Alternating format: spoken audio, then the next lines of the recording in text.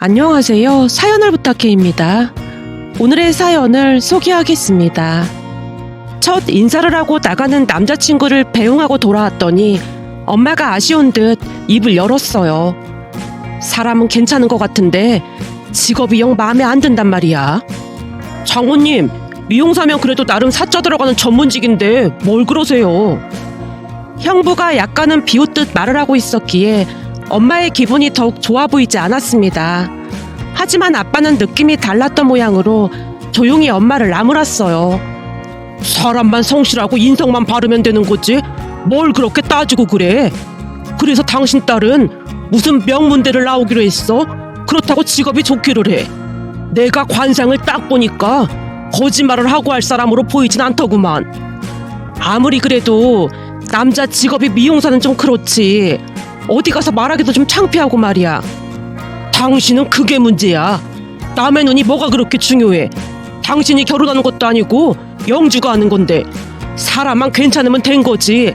당신이 왜 왈가왈부하고 있어? 아니, 첫째 사이는 알아주는 대기업 다니는데 나중에 둘이 말이나 통하겠어? 순간 엄마의 속내가 그대로 드러나게 되었고 엄마가 가족들 눈치를 보고 있었어요. 다만 형부만이 신이 난 표정으로 대답을 했고요. 장모님, 걱정하지 마세요. 제가 한 인성하지 않습니까? 제가 잘 배려할 테니까 그런 걱정은 하지 마세요. 아무래도 형부는 자신보다 못한 동서가 들어오는 것에 대해 아주 만족하는 것 같아 보였는데요. 평소 형부는 좋은 대학을 나와서 좋은 회사를 다닌다는 자부심이 어마어마했으니까요. 하지만 평소 아빠는 형부를 탐탁지 않아 했기에 형부가 거드름을 피우면 피울수록 아빠의 표정은 어둡기만 했습니다. 형부는 약간은 가벼운 사람으로 기분이 좋을 때와 그렇지 않을 때가 확연히 구분되는 사람이었어요. 그러니까 기분이 좋은 날에는 간도 쓸개도 다 빼줄 것처럼 행동하다가도 기분이 좋지 않으면 집에 와서 내내 인상만 쓰고 있었다고 해야 할까요? 거기다 형부는 매사 반반을 외치곤 했는데요.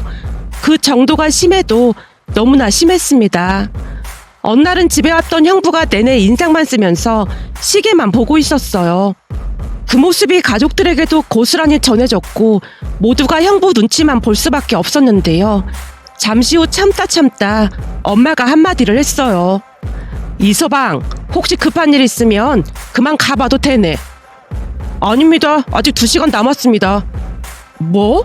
2시간이 남다니 그게 무슨 소리인가?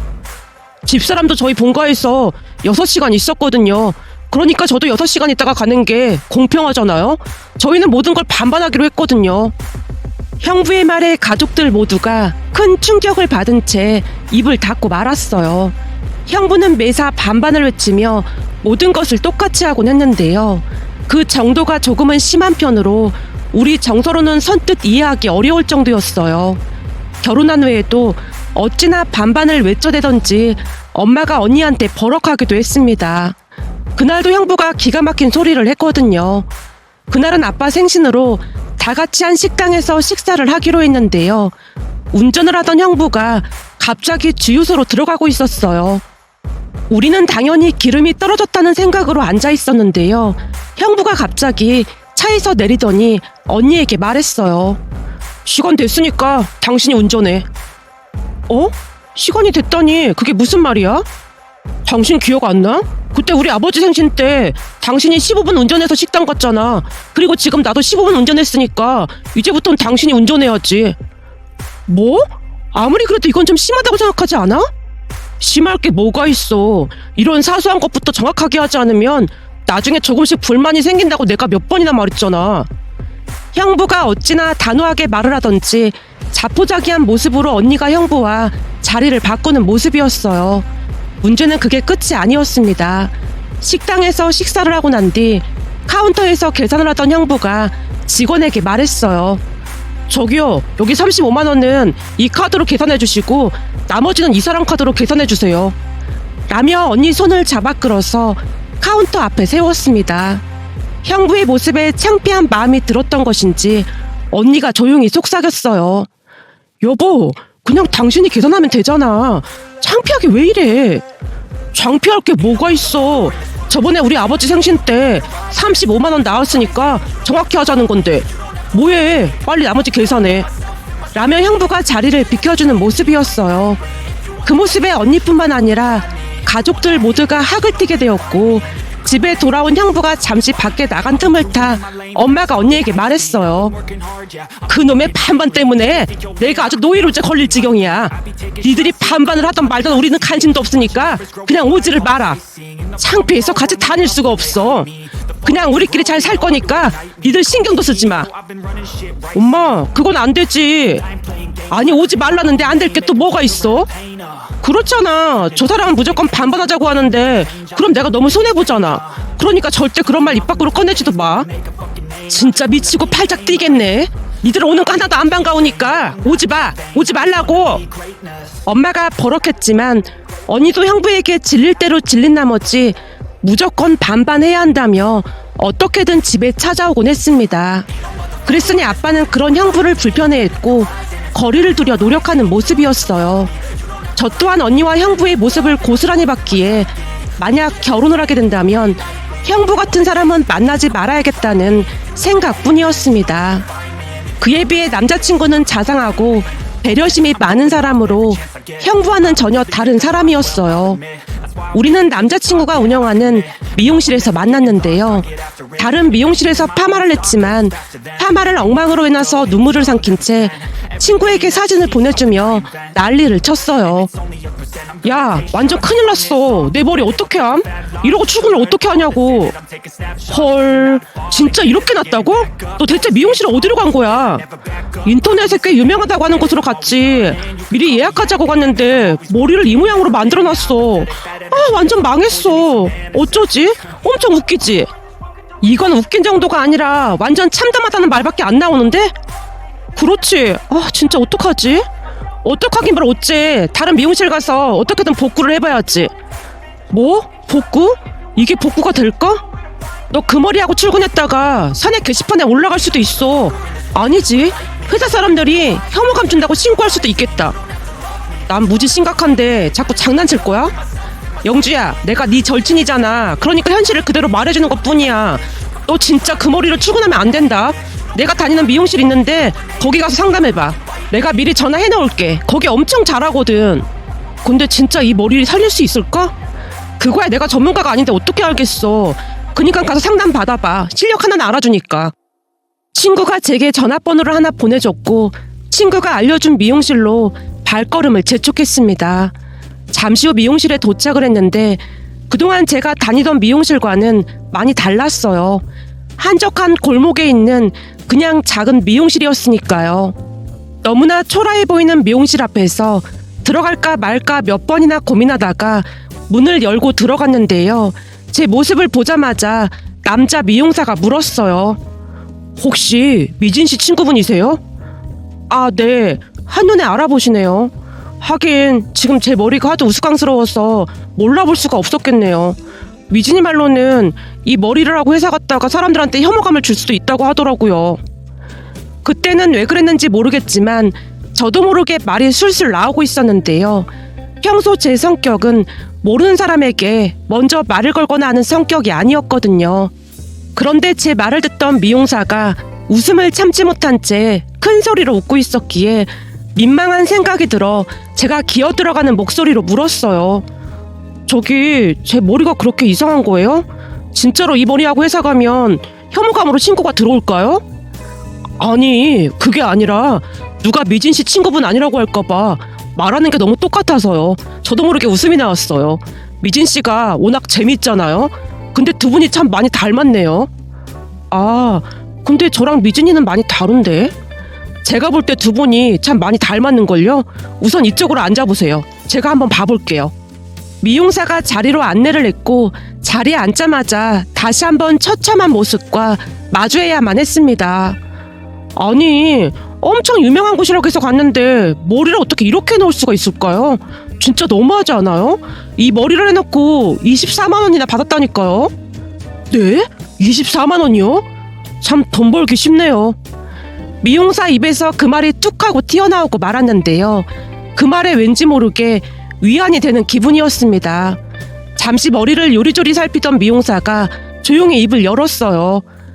이건 좀 심각한데요? 여기 보시면 많이 탔어요. 네? 탔어요? 아니 머리카락이 무슨 지포도 아니고 이렇게 탈 수가 있어요? 어쩐지 머리 하는 내내 뭔가 꼬슬리는 냄새가 나서 물어보니까 별거 아니라고 잡아떼더니만 완전 사기꾼이었네. 사기꾼이었어. 우리 할머니 집에 아궁이가 있어서 거기다 고구마 구워 먹다가 머리 꼬슬린 적 많거든요. 분명 그때 그 냄새가 났다니까요. 저도 모르게 흥분한 채 외치고 있었는데요. 미용사가 웃음을 참지 못한 채 큰 소리로 웃고 있었어요. 아니, 제가 그렇게 웃긴가요? 죄송해요. 안 웃으려고 했는데 자꾸 웃음이 나오네요. 우선은 여기하고 여기를 좀 잘라내야 하는데 제가 최대한 자연스럽게 손질해 볼게요. 네, 제발 부탁드릴게요. 얼마나 어렵게 들어간 회사인데 머리카락 때문에 잘릴 순 없잖아요. 알겠어요. 최선을 다해볼게요. 미용사가 간신히 웃음을 참으며 머리를 손질하기 시작했는데요. 저도 모르게 눈물이 고였지만 미용사가 저를 위로해줬습니다. 그렇게 잠시 후 머리 손질이 끝이 났고, 물론 머리가 많이 짧아지긴 했지만 긴 머리를 했을 때보다 오히려 더 잘 어울리는 모습이었어요. 기쁜 나머지 얼른 사진을 찍어서 미진이에게 보내줬고, 미진이가 감탄하며 말했어요. 우와, 너 완전 다른 사람이 됐는데? 내가 그랬잖아. 거기 원장님 머리 완전 잘한다니까. 근데 아무리 봐도 너 완전 용됐다 야. 세상에나, 이래서 여자들 보고 머리빨이라고 하는 거구나. 얼굴이 왜 이렇게 작아 보이는 거야? 지지배, 완전 용됐다 용됐어. 라며 미진이가 감탄을 하고 있었습니다. 다음날 회사에 갔는데 회사 사람들도 다들 놀란 모습으로 예쁘다고 칭찬을 해줬어요. 그 뒤 저는 그 미용실 단골이 되었고, 자주 다니다 보니 어느새 우리는 연인 사이가 되었습니다. 남친은 그 누구보다도 자상한 사람이었고 항상 배려하는 모습으로 큰 감동을 주곤 했어요. 한마디로 형부와는 달라도 너무나 다른 사람이었다고 해야 할까요? 하지만 엄마는 남친 직업이 미용사라는 것이 마음에 안 드는 모양으로 탐탁지 않아 하는 모습이었습니다. 그에 비해 아빠는 남친이 마음에 드는 모습으로 무조건 찬성한다며 응원을 해줬어요. 사람이 인성이 먼저인 거야. 거기다 미용실 원장인데 밥벌이는 걱정 없겠구만. 뭔 걱정이야. 아무리 그래도 부모도 없고 학벌도 전문대 나왔다잖아. 우리 집하고 안 맞아도 너무 안 맞잖아. 이 사람아, 부모가 일찍 세상 떠난 게 그 사람 잘못이야? 이제 보니 당신 완전 속물이었구만. 아빠가 실망 가득한 눈빛으로 엄마를 나무랐기에 엄마가 더 이상 대꾸를 하지 못한 채 고개를 숙이는 모습이었습니다. 물론 엄마의 마음을 이해하지 못한 건 아니었어요. 하지만 저는 조건 좋은 형부 같은 사람보다는 비록 조건은 좋지 못할지라도 마음 따뜻한 남친이 100배 1000배는 더 마음에 들었습니다. 그렇게 우리는 결혼을 했습니다. 결혼을 한 뒤 남편은 아빠와 많은 시간을 보내곤 했는데요. 같이 포장마차에서 소주를 마시기도 했고 아빠가 좋아하는 등산도 자주 같이 다니곤 했습니다. 어느 날은 남편이 아빠에게 조용히 말을 했어요. 아버님, 사실 부모님께서 제가 고등학교 때 돌아가셨는데요. 사는 게 힘들다 보니까 아버지가 항상 바쁘셨습니다. 생각해보면 자라면서 아버지와 같이 했던 시간이 별로 없었던 것 같아요. 아주 오래전 친구 아버지가 친구에게 자전거 타는 법을 가르쳐주는 걸 지켜본 적이 있었는데요. 그 친구 아버지와 친구가 하던 대화가 지금까지도 잊혀지지가 않아요. 친구 아버지가 자전거에서 손을 뗐는데 친구가 그랬거든요. 아빠, 뒤에 있는 거지?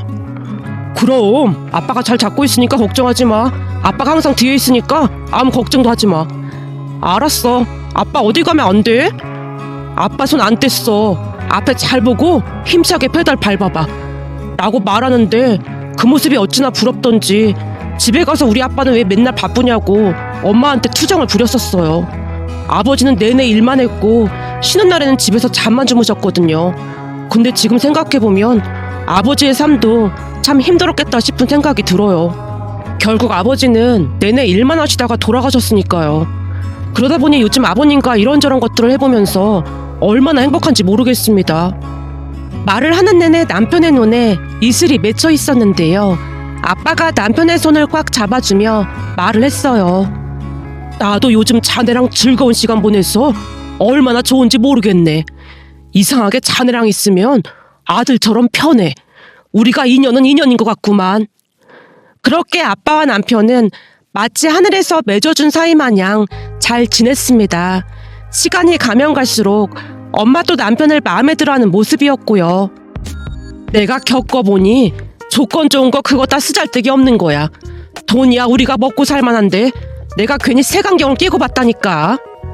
그렇지, 내가 진짜 좋은 사람이라고 말했잖아. 어느새 엄마도 남편에게 마음을 빼앗긴 채 저보다 남편을 더 챙기곤 했습니다. 시간이 날 때마다 도시락까지 챙겨서 남편이 운영하는 미용실로 가져다 줬을 정도였으니까요. 그러던 중 엄마가 남편을 완전히 신뢰하게 되는 일이 일어났습니다. 어느 날 건강검진을 받으러 갔던 부모님의 얼굴이 심각해져 있었기에 걱정스러운 마음이 들어 물었어요. 엄마, 왜 그래? 뭐가 안 좋대? 재작년에 건강검진 받을 때까지만 해도 아무 이상이 없다고 했는데 이게 무슨 일이야 그래? 왜? 뭐가 문제 있대? 순간 얼굴이 하얗게 질린 채 엄마가 눈물까지 흘리고 있었어요. 아빠, 무슨 일인데 그래? 의사 말이 네 엄마가 암인 것 같다면서 정밀 검사를 해보자고 하더구나. 근데 확실한 건 아니라고 하니까 검사해봐야 알 것 같아. 뭐? 암? 그게 정말이야? 그동안 아무런 증상도 없었잖아. 원래가 암 초기에는 증상이 잘 나타나지 않는다고 하잖아.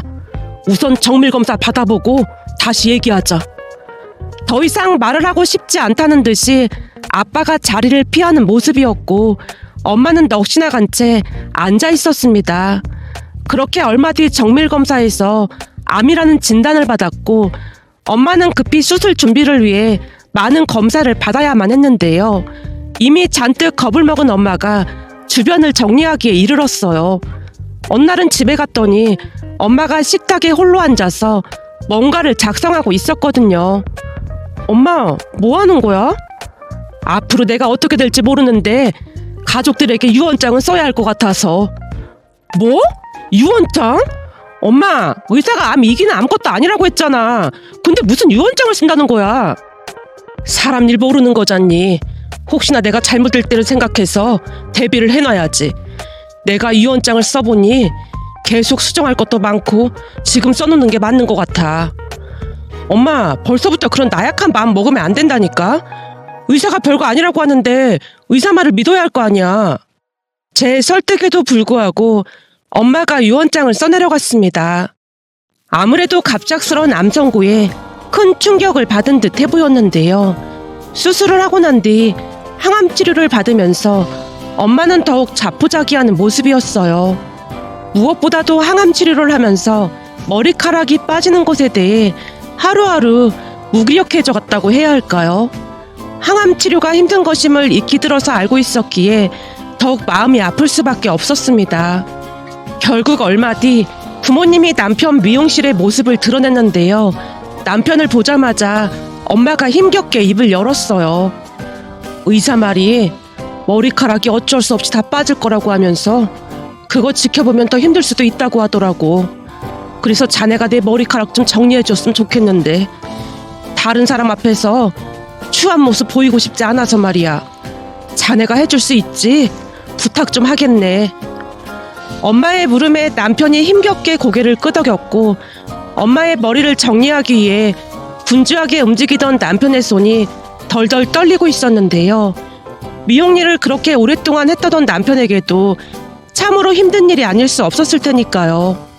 남편의 손이 엄마 머리카락을 깎아내려갈 때마다 엄마가 눈물을 흘렸고 민머리가 드러날 때쯤 엄마가 통곡을 하기에 이르렀습니다.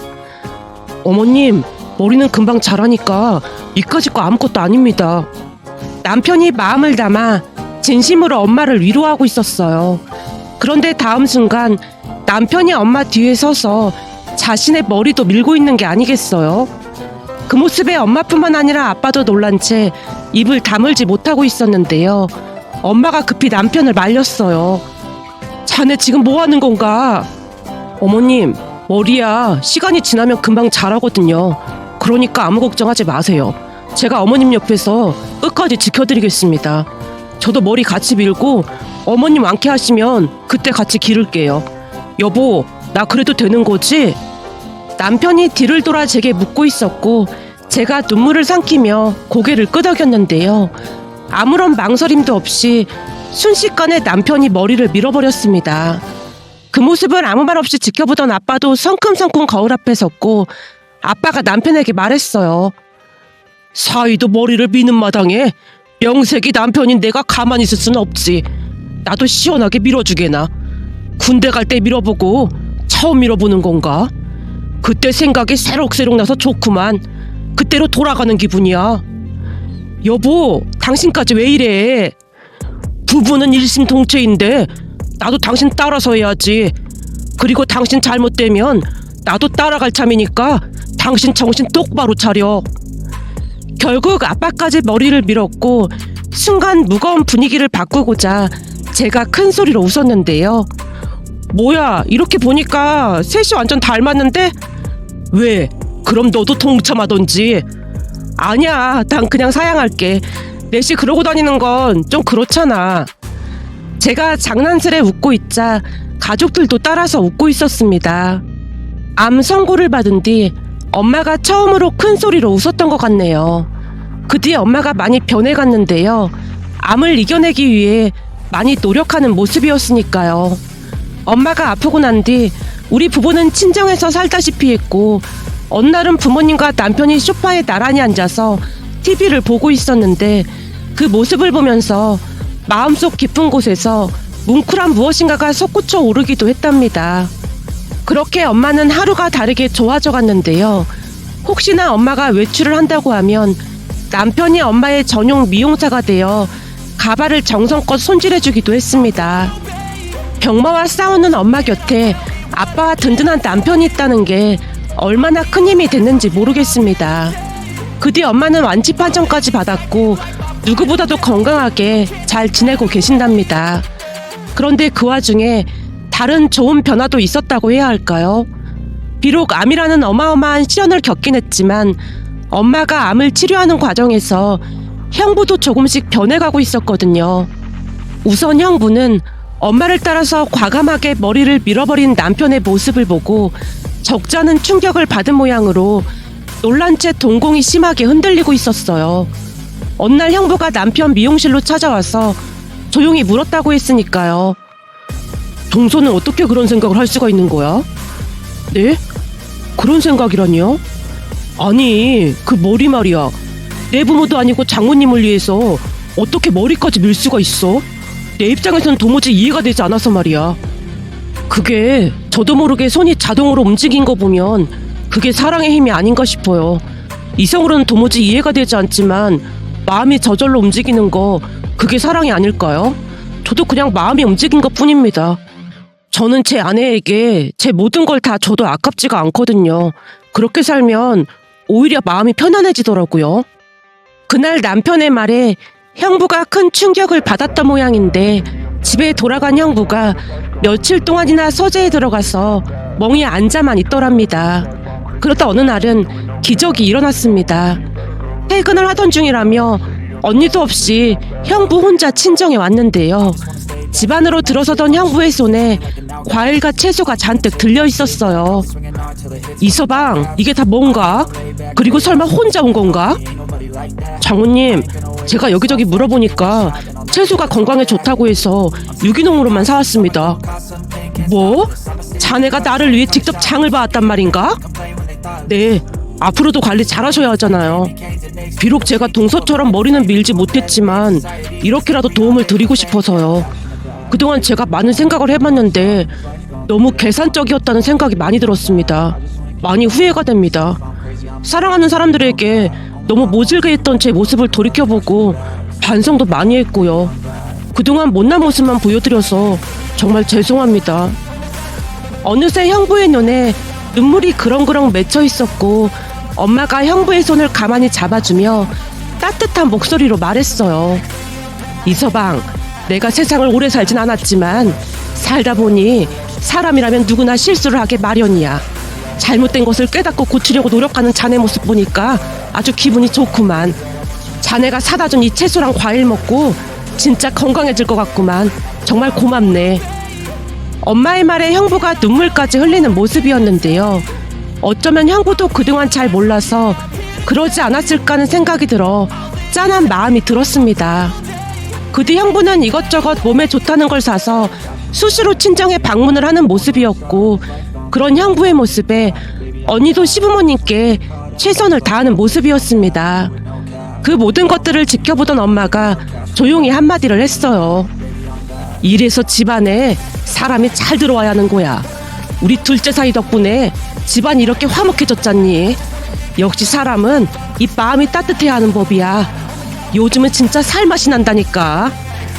엄마가 기쁜 목소리로 외치고 있었답니다. 따뜻한 마음을 가진 남편으로 인해 형부가 변하는 모습을 보며 사람에게 있어 무엇이 제일 중요한지에 대해 다시 한번 깨닫게 되는 계기가 되었다고 해야 할까요? 문득 건강해진 모습으로 열심히 운동을 하는 엄마를 보며 다시 한번 남편에게 고마운 마음이 들어 이렇게 글 남겨봅니다.